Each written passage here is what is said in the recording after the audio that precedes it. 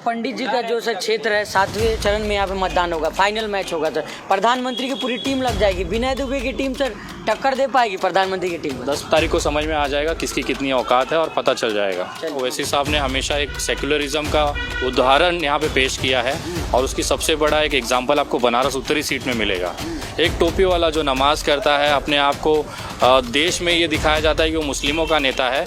यहाँ के उत्तरी सीट पे एक तिलकधारी और चुंडीधारी को ब्राह्मण प्रत्याशी उतार देता है और सारे टोपीधारी को लगा देता है कि जाइए इनके तिलक की इज्जत बचाइए और मेहनत करिए। इससे बड़ा सेकुलरिज्म और इससे बड़ा उदाहरण इस देश में मिल ही नहीं सकता जो ओवैसी साहब ने प्रस्तुत किया है। मैं जब भी बीजेपी का विरोध करता हूँ तो लोग सोचते हैं ये कांग्रेसी या समाजवादी या फिर शिवसैनिक होगा या फिर राष्ट्रवादी का। जी, मैं उनको बताना चाहूँगा मेरी कोई जात बिरादर, मेरा कोई धर्म नहीं है।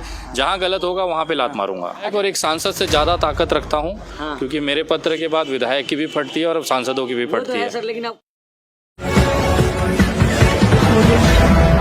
नमस्कार, आप देख रहे हैं 24 न्यूज़। मैं आपके साथ राशिद बनारस में मौजूद है। हमारे साथ एक खास मेहमान मौजूद हैं, किसी परिचय के मोहताज तो नहीं है लेकिन फिर भी बता दें, विनय दुबे मुंबई से। इनसे बातचीत करेंगे कि बनारस में प्रधानमंत्री का क्षेत्र और यहाँ जो है विनय दुबे, हरीश मिश्रा अपने साथी के साथ लगातार मजलिस का प्रचार प्रसार कर रहे हैं, हरीश मिश्रा के लिए वोट मांग रहे हैं। इनसे सीधा बातचीत करते हैं। सर, क्या कुछ कहना चाहेंगे, क्या माहौल लग रहा है? बनारस में आप घूम रहे हैं, बड़ा नाम है सर, आपका भी तो नाम बड़ा है, प्रधानमंत्री क्या क्षेत्र है, क्या रिस्पांस मिल रहा है सर? देखिए, रिस्पांस बहुत अच्छा है। लोग सरकार से नाराज़ हैं और प्रदेश के अंदर समाजवादी सरकार बनने जा रही है।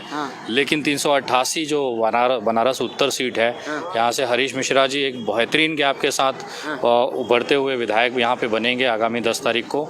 और ये दावे के साथ कह रहा हूँ क्योंकि उसमें भाजपा से जो नाराज वोट है वो कहीं ना कहीं अब हरीश मिश्रा जो कि एक ब्राह्मण कैंडिडेट है उनकी तरफ जो हिंदू वोटर है वो घूम रहा है। उसके साथ में मुस्लिम वोट जो है वो लगातार इनका खुद से उतर के प्रचार कर रहा है, न केवल साथ दे रहा है। तो कहीं ना कहीं एक जो रणनीति है, जो एक शो दिख रहा है, हमें एक पिक्चर दिख रही है, वो बहुत स्पष्ट होते जा रही है। और दिन पे दिन जैसे ही अमित शाह, नरेंद्र मोदी जी अपनी रैलियां करना शुरू करेंगे यहाँ पे, वो पिक्चर एकदम एक तरफा हो जाएगी और बम्पर ऑटो के साथ हरीश मिश्रा जी जीत रहे हैं। लोग कह रहे हैं कि ओवैसी फैक्टर काम नहीं करेगा बनारस में। 10 मार्च को बात किया जाएगा सर इस पे।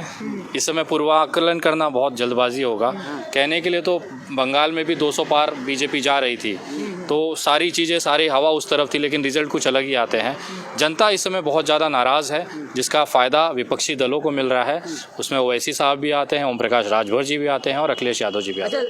सर, अहम सवाल है, जिस तरह से लगातार आप मुखर होकर आप और आपके साथी आवाज़ उठाते रहे, लेकिन सर ओवैसी के ऊपर एक लगा दिया जाता है लेबल कि 20% की राजनीति करते हैं, हर बात में मुसलमानों के साथ ये हो, कभी ब्राह्मणों की बात नहीं की वो कभी, इसलिए लोग कह रहे हैं। देखिए, ऐसा कोई ब्राह्मण मुस्लिम की बात ही नहीं है। ओवैसी साहब ने हमेशा एक सेक्युलरिज्म का उदाहरण यहाँ पे पेश किया है और उसकी सबसे बड़ा एक एग्जाम्पल आपको बनारस उत्तरी सीट में मिलेगा।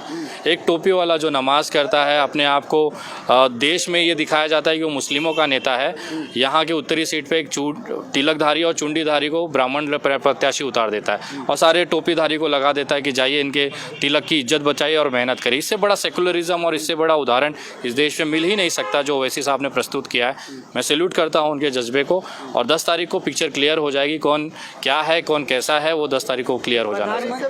सर, इससे पहले हमने एक आपसे इंटरव्यू किया था, लोगों ने कमेंट बॉक्स में कहा था अगर विनय दुबे आपसे मिले तो जरूर ये सवाल करना कि क्या विनय दुबे चुनाव लड़ेंगे क्या? देखिए, फिलहाल कोई उम्मीद नहीं है क्योंकि एक सामाजिक कार्यकर्ते के लिए, एक सोशल एक्टिविस्ट के लिए सबसे बड़ी बात होती है कि समाज में एक बदलाव लाना। नफरत बढ़ाई जा रही है, जिस तरह से हमारी आबो हवा जो है वो ख़राब की जा रही है, जो सेकुलर फैब्रिक है उसे तोड़ा जा रहा है, तो मेरी प्राथमिकता वो है कि उसे कैसे रोका जाए। बाद में चुनाव लड़ने के लिए बहुत सारे लोग हैं, नेता आपके आसपास हैं, बन के भी सर आप तो रोक सकते हैं और अच्छे से सर कानून व्यवस्था। एक विधायक और एक सांसद से ज़्यादा ताकत रखता हूँ क्योंकि मेरे पत्र के बाद विधायक की भी फटती है और सांसदों की भी फटती है। लेकिन आप खुद विधायक, वो मजा सांसद और विधायक बनने में नहीं है जो मजा आज़ाद घूमने में है। आज किसी का पट्टा, किसी का लेवल नहीं है मेरे ऊपर। आज केवल मिश्रा जी के लिए यहाँ पे कैंपेन कर रहा हूँ और जहाँ पे भी गलत होगा मेरी लात वहाँ पहुँचेगी, भले वो गलत किसी विपक्षी दल ने ही क्यों ना किया हो। मैं जब भी बीजेपी का विरोध करता हूँ तो लोग सोचते हैं ये कांग्रेसी या समाजवादी या फिर शिवसैनिक होगा या फिर राष्ट्रवादी का। जी, मैं उनको बताना चाहूँगा मेरी कोई जात बिरादर, मेरा कोई धर्म नहीं है।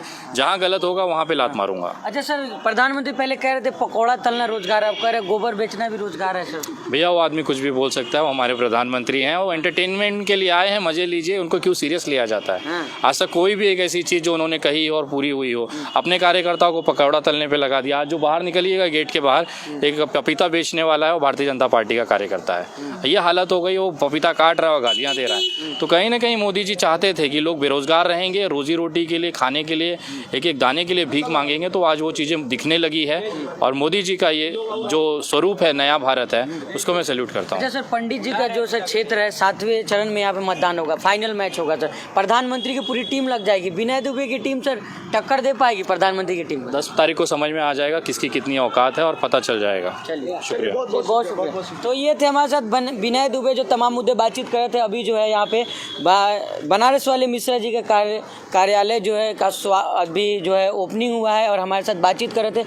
यहाँ जो है देख सकते हैं तमाम लोग इकट्ठा है। विनय दुबे जिस तरह से कह रहे हैं कि जो है एक मुकम्मल उदाहरण असुद्दीन ओवैसी ने दिया है कि जहाँ टोपी वाले ने तिलक वाले को टिकट दिया। जिस तरह से लगातार तमाम जो कहा जाता है कि जो है वैसी मुसलमानों की बात करते हैं, ऐसा कुछ नहीं है। विनय दुबे जैसे लोग जो है असुद्दीन ओवैसी के साथ आ रहे हैं, इसका मतलब है कि परिवर्तन का बयार बह रहा है। बाकी तमाम अपडेट के लिए हमारे साथ बने रहिएगा। बनारस से R24 के लिए मैं राशिद का